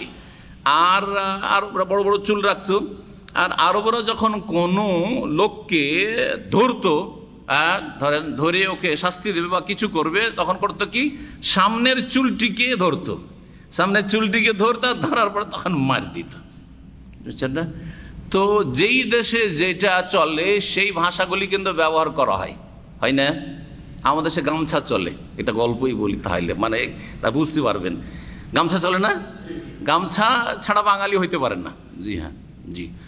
তো গামছাটা খুব ভালো জিনিস, কিন্তু গামছার উপকারিতা বয়ানের সময় নেই না, তো বলতাম। জি, তয়লার চেয়ে গামছা ভালো, এই জন্য এখন আমি তয়লাও রাখি, গামছাও রাখি। জি হ্যাঁ, তো বলছে না গামছা, সেই জন্য আমাদের অঞ্চলে, যাই না আপনাদের অঞ্চলে আছে কি না, আমাদের অঞ্চলে কোনো লোক ধরেন টাকা ধার নিয়েছে, তারপর টাকা দেয় না, তখন ওকে ধরেছে রাস্তাতে, ধরে আর ছাড়ছেন যে টাকা দিয়ে এখান থেকে না হলে তোকে উঠতে দেবো না, টাকা দিয়ে এখান থেকে সরবি। তখন এই ঘটনা বর্ণনা করতে কি বলছে, অমুকের গলায় গামছা দিয়েছিল, আজকে অমুকের গলায় কি করেছিল, গামছা দিয়েছিল, গামছা দিয়ে তো ধরেনি। হ্যাঁ, তো ঠিক ওই রকমই এখানে ওই ভাষা, ওই বাকভঙ্গিমাতে বলা আছে লানাসফাম বিন নাসিয়া। আরবরা যেহেতু মাথার লম্বা চুলের জুটিটা দৌড়ে পড়া একবারে, হ্যাঁ মারি দিত। আল্লাহ বলছেন যে আবু জেহেলকে ওই রকমই দেবো আমি, ওই রকমই দেবো ফেরেশতাদেরকে দিয়ে। আল্লাহ বলছেন সে যদি বিরত না হয়, লানাসফাম বিন নাসিয়া, অবশ্যই তাকে টেনে হেঁচড়ে নিয়ে আসবো। বিন নাসিয়া, তার মাথার চুলের অগ্রভাগ ধরে বা গুচ্ছ ধরে বা কেশের কি ধরে বলছে, যেটাকে কি বললাম একটু আগে, ঝুঁটি, মাথার ঝুঁটি ধরে, অগ্রভাগের ঝুঁটি ধরে টেনে হেঁচড়ে নিয়ে আসবো তাকে। আর সেই চুলের গুচ্ছ আবু জাহলের বা মাথার যে ঝুঁটি, সেটা কাযেবা,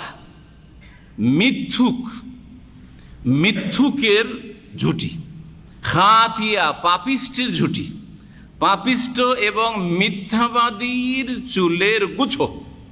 জি হ্যাঁ, পাপিষ্ট এবং মিথ্যাবাদী। কথার ক্ষেত্রে আবু জাহাল চরম মিথ্যাবাদী, কাফের মিথ্যাবাদী, আল্লাহর তৌহিদ স্বীকার করে না, শিরককে সত্য মনে করে, বহুত্ববাদকে সত্য মনে করে, নাস্তিকতাকে সত্য মনে করে। জি, তো কথার ক্ষেত্রে কাযেবা, আর চালচলনের ক্ষেত্রে, কর্মের ক্ষেত্রে খাতিয়া, পাপিষ্ট। কর্মের ক্ষেত্রে কি পাপিষ্ট। এই জন্য দুটো এখানে বদচরিত্র তুলে ধরা হয়েছে। এর মধ্যে এই দুটো দোষ আছে, কথাও তার হচ্ছে মিথ্যা কথা, অন্যায় কথা আর চালচলন আচার আচরণ হচ্ছে পাপিষ্টের আচরণ। জি হ্যাঁ, আল্লাহ রাব্বুল আলামিন যে এই ধমক দিয়েছেন আবু জাহালকে, যে তার কপালের ঝুঁটি ধরে বা মাথার চুলের অগ্রভাগের ঝুঁটি ধরে বা কেশ গুচ্ছ ধরে টেনে হেঁচড়ে নিয়ে আসবো, এটা দুনিয়াতে না আখেরাতে? দুনিয়াতে না আখেরাতে? আখেরাতে দিলেন খাস করে, তাই না?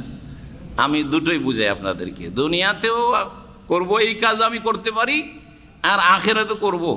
জি হ্যাঁ, আখেরাত সম্পর্কে সূরা রহমানের একটি আয়াত রয়েছে, ইউখাযু বিন নাওয়াসি ইউরাফুল মুজরিমুনা বিসীমাহুম ওয়া ইউখাযু বিন নাওয়াসি ওয়াল আকদাম। সুবহানাল্লাহ, ইউরাফুল মুজরিমুনা বিসীমাহুম, কিয়ামতের দিনে বিচার দিবসে অপরাধী যারা ক্রিমিনাল, মুজরিম মানে আজকাল সামাজিক অপরাধী, তাই না? চোর ডাকাত খুনি এগুলো না, আল্লাহর কাছে সবাই মুজরিম। বেনামাজিকে আল্লাহ মুজরিম বলেছেন কোরআনে কারিমে, সূরাতুল মুদ্দাসসির।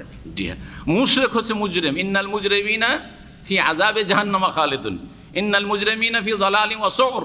জি, তো ইউরাফুল মুজরিমুনা বিসীমাহুম, কিয়ামতের মাঠে যারা অপরাধী তাদেরকে তাদের চেহারার লক্ষণ দেখে চেনা যাবে। ওয়ায়ুখাযু বিন নাওয়াসি, এবং তাদের মাথার ঝুঁটি ধরে টেনে নিয়ে আসা হবে। ওয়াল আকদাম, আর পা ধরে টেনে হেঁচড়ে নিয়ে আসা হবে। কারো পা ধরে টেনে হেঁচড়ে নিয়ে আসা হবে, বা কখনো পা ধরে টানা হাঁচড়া করে জাহান্নামে ফেলা হবে, আর কারো বা কখনো মাথার গুছো ধরে, চুলের গুছো ধরে টেনে হেঁচড়ে জাহান্নামে ফেলা হবে। জি, ওয়ায়ুখাযু বিন নাওয়াসি ওয়াল আকদাম ফাবিআইয়ি আলাই রাব্বিকুমা তুকাজ্জিবুন। তাহলে আখিরাতের তো তাফসীর ঠিক আছে, এই আয়াত সমর্থন করে। আর একটি তাফসীর সমর্থন করে দুনিয়ার ক্ষেত্রে হাদিস বা সিরাতুন নবী। বদরের যুদ্ধে নিহত হইল এই আবু জাহাল, কথা বুঝছেন না? আর তারপরে তার গলাটা কেটে আলাদা করা হইল, আর মাথার চুল ছিল বড় বড়, মাথার চুলের গুছো ধরে তার মাথাটাকে উঠিয়ে, এত বড় ভারী মাথা যে একজন উঠে, ইবনে মাসউদ রাদিয়াল্লাহু আনহু দুর্বল মানুষ উঠেইতে পারে না, একটা কত বড় মাথা ছিল আবু জাহালের, চিন্তা করেন, যে একা উঠাইতে পারে না। সুবহানাল্লাহ। জি, উঠিয়ে নিয়ে আসো রাসূলুল্লাহ সাল্লাল্লাহু আলাইহি সাল্লামের কাছে, ইয়া রাসূলুল্লাহ, এই যে দেখেন, জি এই যে আবু জাহালকে আমি কতল করেছি। জি, তাহলে এখানে যে লানাসফাম বিন নাসিয়া, তার বাস্তবায়ন বদরের দুনিয়াতে হয়ে গেছে, আর আখেরাতে তো হবেই। আখেরাতে জাহান্নামে নিক্ষেপ করা হবে, জি, চুলের ঝুঁটি ধরে আর পা ধরে টেনে হেঁচড়ে ফেলা হবে, যেমন সূরাতুর রহমানে রয়েছে। আল্লাহু আকবার, আল্লাহ যেন আমাদের হেফাজত করে। ফালিয়াদুন নাদিয়া, সে তার সভাসদদেরকে ডাকুক, কারণ আবু জাহাল মোহাম্মদকে যে আমার সাথী সঙ্গীদেরকে নিয়ে তোমাকে একবারে পিছে রেখে দেবো, কি মনে করো তুমি? তোমার কে আছে এখানে? তুমি একটি এতিম ছেলে, তোমার কে আছে এখানে? আর আমার লোকের অভাব আছে, জনবলের অভাব আছে আমার পিছনে, তুমি কি মনে করো? এই যে ধমক দিয়েছে আল্লাহ, বলছেন ফালিয়াদুন নাদিয়া, তার সভাসদদেরকে সে ডাকুক, তার যারা সদস্য, চেলা চামচা সবকে ডাকুক।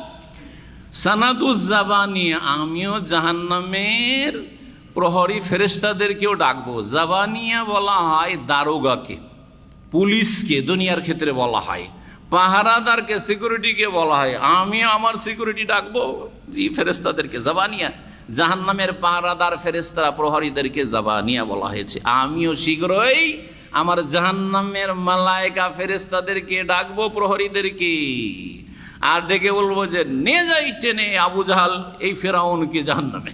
সানাদুজ জাবানি, শুধু জাহান্নামে, আখেরাতে না, দুনিয়াতে আমি এটা করব।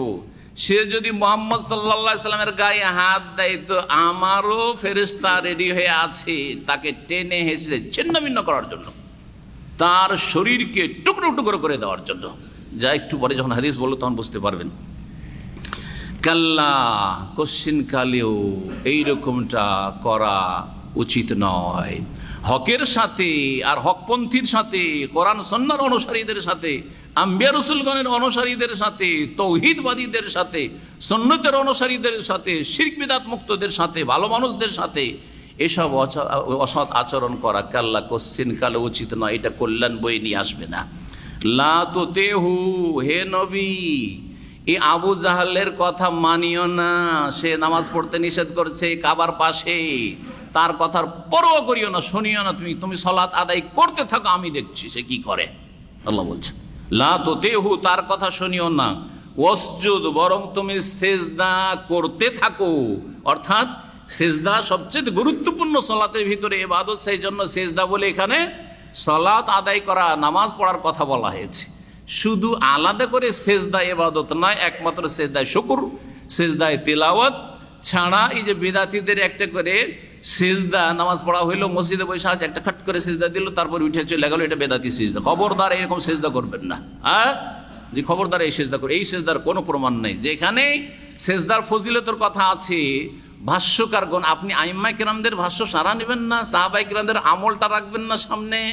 সালাফে সালেহিনরা কিভাবে এই সিজদাকে বুঝেছেন, তারা বাইরে কোনো সিজদা কেন করেননি, সালাতের ভিতরেই লম্বা লম্বা সিজদা করেছেন আর দোয়া করেছেন। এটা হচ্ছে সুন্নতি তরিকা। আপনি বিদাতি তরিকা কেন অবলম্বন করবেন? স্বাধীনভাবে আপনাকে কোরআন হাদিস বুঝলে চলবে না। জি, তো ওয়াসজুদ, তুমি সিজদা করতে থাকো, মানে তুমি ফরজ নফল সালাত বেশি বেশি আদায় করতে থাকো। এর মাধ্যমে কি হবে? ওয়াক্তারিব, আল্লাহর সান্নিধ্য লাভ করতে থাকো, আল্লাহর নৈকট্য অর্জন করতে থাকো। সিজদা করলে কি হয়? আল্লাহর নৈকট্য অর্জন হয়। এই মর্মে বেশ কিছু হাদিস রয়েছে, তার মধ্যে একটি হাদিস আপনাদেরকে শোনাই। প্রিয় নবী মুহাম্মদ রাসূলুল্লাহ সাল্লাল্লাহু আলাইহি সাল্লামের সহিহ মুসলিমের হাদিস, আকরাবু মা ইয়াকুনুল আবদু মির রাব্বিহি ওয়া হুয়া সাজিদ, বান্দা তার প্রতিপালকের অত্যন্ত নিকটবর্তী হয়ে যায় কখন? যখন সে সিজদায় অবনত হয়, সিজদায় যখন লুটিয়ে পড়ে। সুতরাং ফাকসিরু দুআ, তোমরা বেশি বেশি দোয়া করো। ফাকসিরু আদ-দুআ, বেশি বেশি দোয়া করো। কোথায়? সালাম ফেরার পরে না? সেজদায় সবচাইতে কাছে হয়ে যায়, সুতরাং সেজদায় বেশি দোয়া করো। আর আমরা কি করেছি? বিদাতি তরিকা, সে নামাজের ভিতরে কোনো দোয়াই নেই, বাস যেটুকু জরুরি দোয়া বা সূরা, ব্যাস। আর তারপরে আসল দোয়া শুরু হচ্ছে আল্লাহর সাথে যখন মোনাজাত শেষ, নির্জনে আলাপ শেষ। জি হ্যাঁ, গোপন আলাপ শেষ, মোনাজাত মানে গোপন আলাপ। জি হ্যাঁ, অ্যাপয়েন্টমেন্ট শেষ, তখন এই বিদাতি মোনাজাত শুরু হয়। এটা বিদাতি তরিকা। সেজদা হচ্ছে দোয়ার স্থান নামাজের ভিতরে। তারপরে সালাম ফিরার আগের অবস্থাটা হচ্ছে দোয়ার স্থান। আত্তাহিয়াত আর সালাত আলা নবী পড়ার পরে এই সময়গুলিতে বেশি বেশি দোয়া করবেন। আরেকটি হাদিস রয়েছে, আম্মার রুকু ফাআযিমু ফিহা রব, রুকুতে তোমরা রবের তাজিম পেশ করো, সুবহান রাব্বিয়াল আযীম পড়ো। আর সেজদাই তোমরা কি করো? ফাজতাহিদু ফি দুআয়ে ওয়া আম্মাস সুজুদ, সেজদাতে তোমরা দুআতে মেহনত করো, চেষ্টা করো। ফাকামিনুন আন ইউস্তাজাবা লাকুম, আশা করা যায় যে তোমাদের সেজদার দোয়া কবুল হবে। বুঝতে পারছেন না? জি হ্যাঁ, এই হচ্ছে সেজদার ফজিলত। আল্লাহ সেজদা দিয়ে আর আল্লাহর সান্নিধ্য লাভ হচ্ছে মানব জাতির, মানব জীবনের লক্ষ্য উদ্দেশ্য। এই দিয়ে এই সূরা শেষ করেছেন। বলছিলাম আবু জাহালের কথা, সময় যদিও শেষের দিকে, আমি 5 মিনিটের মধ্যে ওই হাদিসগুলি দুই একটি শোনাই।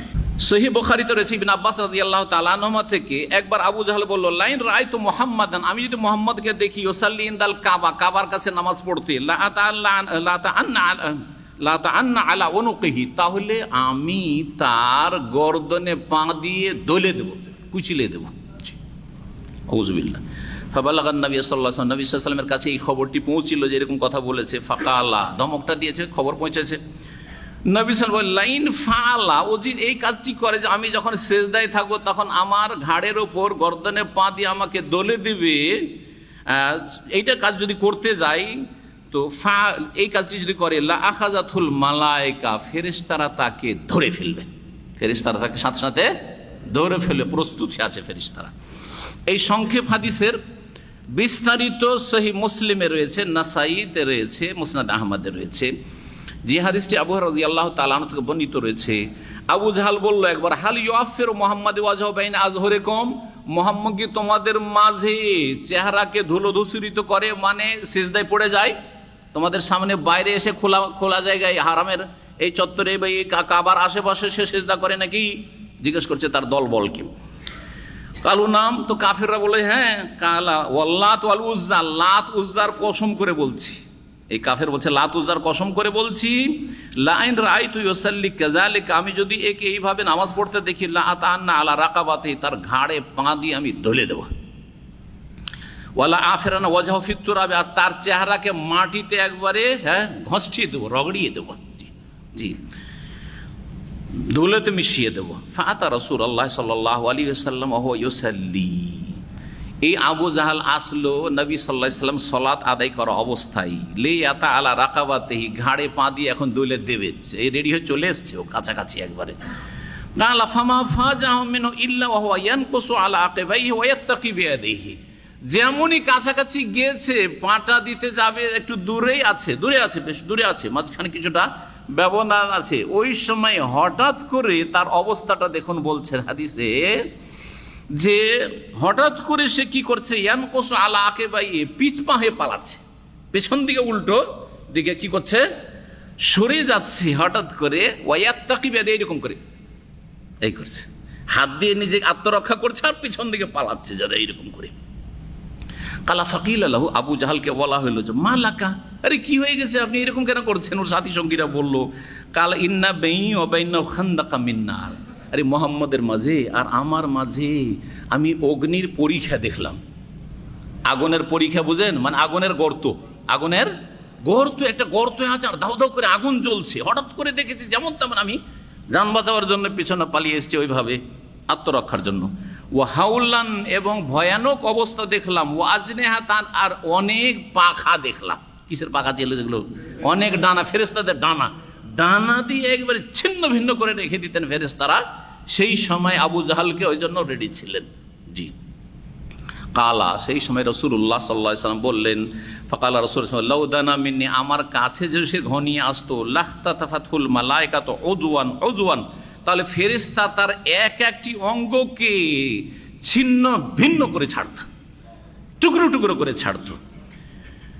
এই হচ্ছে হাদিস নবী করিম সাল্লাল্লাহু আলাইহি ওয়াসাল্লামের, যা সহিহ মুসলিমে রয়েছে। এছাড়াও বেশ কিছু হাদিস রয়েছে। তো এখানে আশা করি যথেষ্ট, আর সময় যথেষ্ট হয়ে গেছে। আল্লাহ যেন আমাদের নেক আমল কবুল করেন, আমাদের এলমে বরকত দান করেন, আমলে বরকত দান করেন, কোরআনে আজিমে আমাদের জীবনে যেন বরকত দান করেন।